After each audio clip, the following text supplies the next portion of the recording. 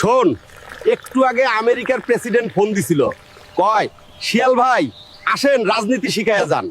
আমি কইলাম ধুর মিয়া, আমি এখন হরিণ আর ছাগলের লগে মিটিং এ আছি, ডিস্টার্ব দিয়েন না, বুঝলি আমার লেভেল। নে চা খা। এক গ্রামে থাকত এক পাতি নেতা শিয়াল। নিজের পেট ভরুক বা না ভরুক, তার একটাই কাজ ছিল এলাকার বড় বড় নেতা বাঘ আর ভাল্লুকের পেছনে ঘুরে বেড়ানো। সকাল সন্ধে শুধু জি ভাই, ইয়েস ভাই, আপনি যা বলবেন তাই ঠিক, এই ছিল তার জীবনের মন্ত্র।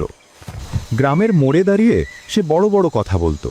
আরে বানর ভাই, বাঘ ভাই তো আমার একদম আপন লোক, আর ওই ভাল্লুক ভাই কালও আমার সাথে বসে চা খেলো। এলাকায় কোনো সমস্যা হলে শুধু আমার নাম বলিস, সব ক্লিয়ার।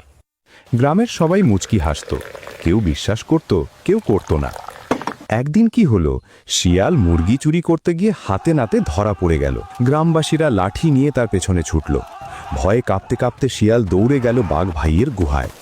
হাঁপাতে হাঁপাতে বলল, বাঘ ভাই বাঁচান, গ্রামবাসী আমাকে ধরতে পারলে আজ আমার দফা রফা করে ফেলবে।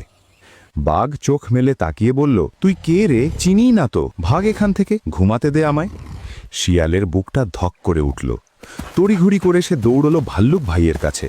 সব আশা নিয়ে বলল, ভাল্লুক ভাই একটু সাহায্য করেন। ভাল্লুক বিরক্ত মুখে বলল, আরে ভাই আমি এখন খুব বিজি, পরে আসিস।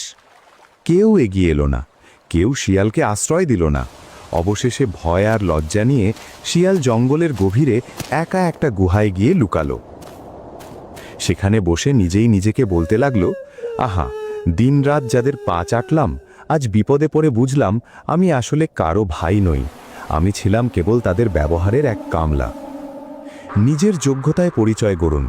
বড় মানুষের ছায়ায় দাঁড়িয়ে রোদ এড়ানো যায় ঠিকই, কিন্তু বিপদের সময় সেই ছায়া কখনোই ছাতা হয়ে আপনার মাথার ওপর দাঁড়ায় না।